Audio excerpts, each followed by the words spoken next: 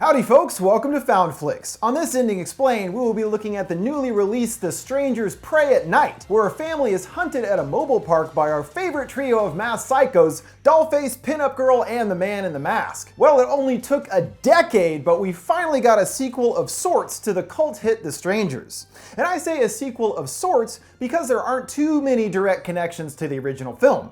Besides, of course, the return of the strangers themselves. If you were hoping we would learn any more about them or their backstory, not so much. As the idea the filmmakers are going for is that it's more terrifying not knowing why the villains are doing their business. For all that we do know and learn about the killers, as well as their real-life origins that led to the movies being labeled as based on true events, make sure to check out my video on the first Strangers movie to get all of the info. Alright, now let's move on to Prey at Night, breaking down the major story moments, connections to the first film, and explaining the ending, which hints that the strangers might return in a potential part 3. Even if not a direct sequel, through the strangers specifically, there are several references and callbacks that will be familiar to fans of the original, such as Dollface first knocking on the door of their victim's home and asking for Tamara before disappearing, or scrawling hello repeatedly on a window in red letters. These are big moments in the first film, and by seeing these return in the sequel, it makes it feel that the strangers have a kind of routine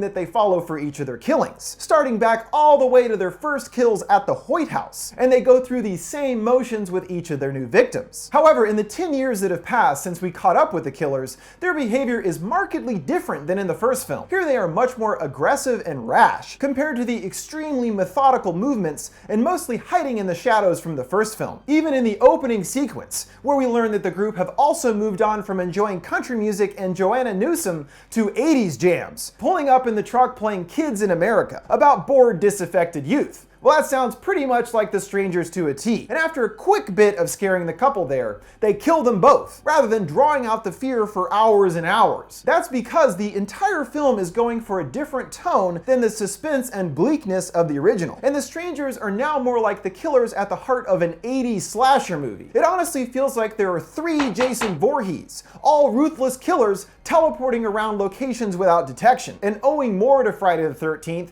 the site of the killings are at a campsite.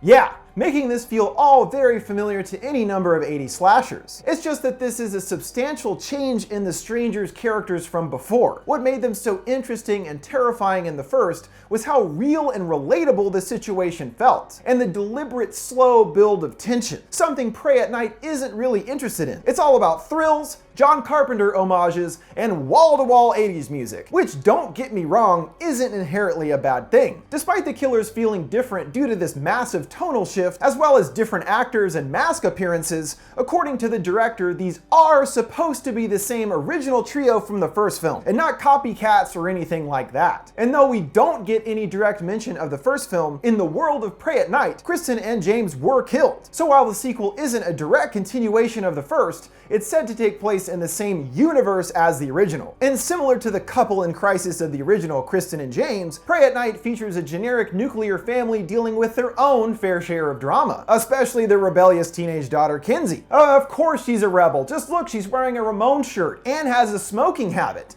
even if she doesn't inhale. Pretty much a straight rebel. But there was some big incident at school that caused Kinsey's parents to decide their only choice is to ship their daughter off to boarding school at great expense to hopefully get her straightened out. Too bad Kinsey's not more like her brother Luke, who likes baseball and baseball. That's about it. But he seems, fine, I guess. So the family packs up and sets off on an extremely fateful road trip to take Kinsey to boarding school, along the way stopping to spend the night at a campsite trailer park run by their aunt and uncle, the family entering via the only bridge into the area. If it's not clear, folks, this place is seriously remote, but it's a campsite with lots of cabins. There's gotta be other people staying there, right? Pfft, no, of course not. Because it's the off-season, silly, so the place is conveniently entirely empty. It's not long after the family gets settled that the killers begin their game, Dollface arriving at the door having unscrewed the bulb, asking for Tamara exactly as at the Hoyts. And just like that couple, Cindy and Mike have no reason right now to be worried about this random girl, even when she shows up a bit later for a second time. The kids wander off into the park, coming across an open trailer door, deciding to check it out, not realizing it's their aunt and uncle's trailer. The couple we saw killed killed in the opening scene, discovering their dead bodies in the bedroom with their jaws all ripped up and stuff. Seeing these killer guys have gotten much more intense and disturbing with their killings compared to the relatively uneventful ones of Kristen and James. Mortified, the kids explained to their parents what they saw, who had left the trailer in search of them. But rather than believe them, Mike has to see the bodies for himself. But I tell you what, that would be enough for me right there to just get the hell out of there. If some weird shit was already going down and my kid told me they saw their aunt and uncle murdered, I wouldn't be like, yo, let me see the bodies. But then again, these characters are particularly plagued by bad horror movie character choices. So of course they have to split up, to die. And their moments away from the trailer has allowed Dollface to get inside and smash the entire family's cell phones. One of the phones works enough for Cindy to make a call as Dollface reveals herself in the trailer, scratching her knife across the counter, also just like in the first one in the kitchen with Kristen. Cindy and Kinsey hide in the bathroom as Dollface busts the door to bits. Must be some pretty dang cheap wood. Kinsey makes it out, but Cindy isn't so lucky as Dollface breaks her way inside, grabbing her from behind and savagely stabbing her in the back several times. And that's it for Christina Hendricks. Kind of a waste really, and she didn't even try to put up a fight. Dollface just has a knife, come on, kick her or something. Yeah, Hendricks kick! Either way, the strangers are definitely more aggressive than previously and don't spend anywhere near the amount of time building up the fear before killing. Perhaps they grew tired of all the hiding in the shadows and just wanted to get to the good stuff. The sweet, sweet murder. Though they are still following through with the original character concept of making it feel to their victims as though they have no way out, even in this bigger setting of the campsite, and are able to assert their dominance over the family's fate over and over, seemingly always one step ahead. At Murray's cabins, the boys have a run-in with Sackhead, waiting outside with his axe for them. Mike finds Uncle Murray's stashed gun, ready to retaliate, but after he brilliantly flings the door open, not knowing what's on the other side, Sackhead has disappeared. The two take the minivan, searching the park for Kinsey, but Pops' time is up when the strangers cause the van to crash. Mike, getting impaled by a post and unable to move, sends Luke off with the gun to get help. Hope no killers are around, and it's about 5 seconds later that Sackhead shows up, making sure to find a sweet 80s track on the radio, then killing Mike with an awl, which is another word for a pointy thing that looks kind of like an ice pick. In a trailer, Kinsey hears a strange noise coming from the other room, finding a jack-in-the-box on the ground, and Dollface nearby reveals herself, stabbing Kinsey in the legs and arms. Before she's killed, Luke shows up, aiming the gun at Dollface. And in the most frustratingly stupid choice possibly in a movie ever, the two simply leave, rather than taking the shot. Don't think I'd hesitate if these people killed my parents, but maybe that's just me. Leaving his wounded sister under a trailer protected by some fairly sturdy looking lattice work, Luke returns to the front office where the phone line surprisingly still works. But before remembering his exact location, the line cuts off, finding Pinup Girl waiting in the shadows for him, and Sackhead right at the front door, forcing Luke outside to the swimming pool. The strangers turn on the area's gaudy lights and set the soundtrack for the kill with the very emotionally overwrought slice of 80s cheese, Bonnie Tyler's Total Eclipse of the Heart, adding a strange dynamic to the scene that actually works quite well. Luke searches the area for a way out, but Pinup Girl arrives to try to stop him. Surprisingly, he is able to best her, wrestling her knife away and stabbing Pinup Girl repeatedly to death. Yes, one of the strangers got killed. I was actually pretty surprised to see this, but I'm glad someone was able to actually defend themselves for a change. But guess who's right behind her? Sackhead! And he's probably more than a little pissed about Luke just killing Pinup Girl, with Luke even goading the killer, telling him he killed one of his own, and asking him how it feels. Sure, make the guy with the axe even angrier. Sackhead attacks, swiping at him with his axe, and Luke consistently dodges it, ducking under at one point and tumbling into the pool. He resurfaces, grabbing Sackhead's axe, pulling him into the pool with him, the two struggling for the knife underwater. Luke gets to the surface trying to outrun him, and Sackhead catches up, grabbing Luke from behind and stabbing the knife deep into his back, leaving him to bleed out in the pool. And it looks like all hope is lost for Luke,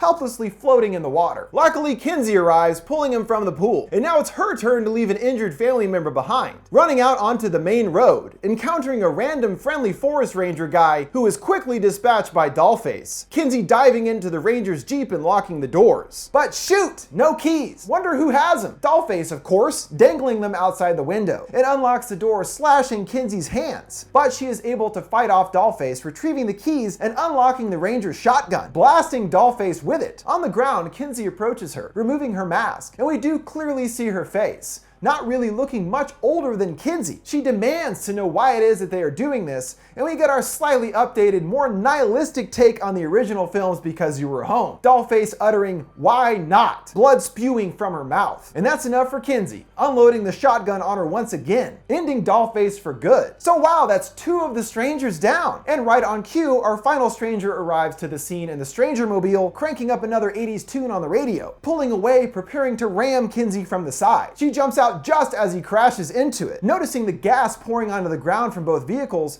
Kinsey seizes the opportunity, taking out her lighter and tossing it on the gas, engulfing both cars in flames, causing a huge explosion. The lesson here? Smoking saves lives, kids. Because if she didn't have the lighter, she wouldn't have had the option of setting the fire. See what I'm saying? But if you think a little thing like an explosion is enough to stop Sackhead, you don't know Sack, who pulls the flaming truck back from the wreckage, continuing his pursuit of Kinsey to the bridge out of the park. In a blatant nod to John Carpenter's Christine, Kinsey is unable to go on, falling to the ground, and Sackhead, stepping out of the truck, is seen injured as well. Not really by the explosion somehow, but by a shard of glass jammed into his abdomen. And Kinsey escapes to the main road, finding a truck that she flags down, getting into the back, as Sackhead returns, grabbing on for the ride and attacking her. Another blatant reference, this time to Texas Chainsaw Massacre. And Kinsey strikes back with a bat, braining Sackhead with it, flinging him off the truck onto the side of the road, seeing his eyes still moving as the truck drives off to safety. But wait, what about Luke? He's fine apparently, as we later see Kinsey and Luke at the hospital, having survived his stabbing. But are the strangers really all dead? Well, you'd certainly think so based on how they went out, but not so fast, as in the room, Kinsey hears a familiar noise from outside the door, the distinct sound of the Jack-in-the-Box Dollface used earlier at the park. The whole intention here is to lead us to believe that somehow at least one of the strangers survived, and for the first time they have a personal vendetta in Kinsey. A massive change for the killer's general MO of random killing, and the only one that could have even possibly survived is Sackhead, which is still quite a stretch, almost to a supernatural extent. Him surviving is still the most likely scenario here. Of the trio, he suffered the least severe injuries, since he didn't really get too crispy in the explosion. The only real injuries he had being the shard in his stomach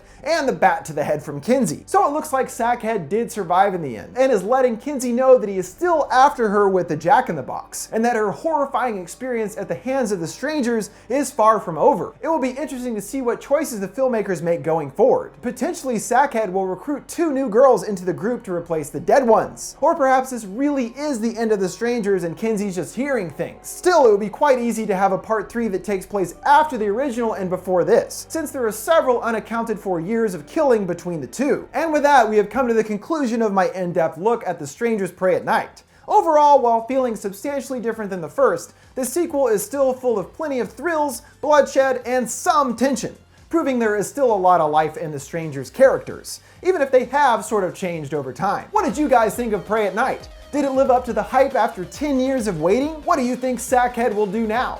Let me know your thoughts in the comments below. Make sure to like, subscribe, and follow. Thanks for watching Found Flicks. See you next time.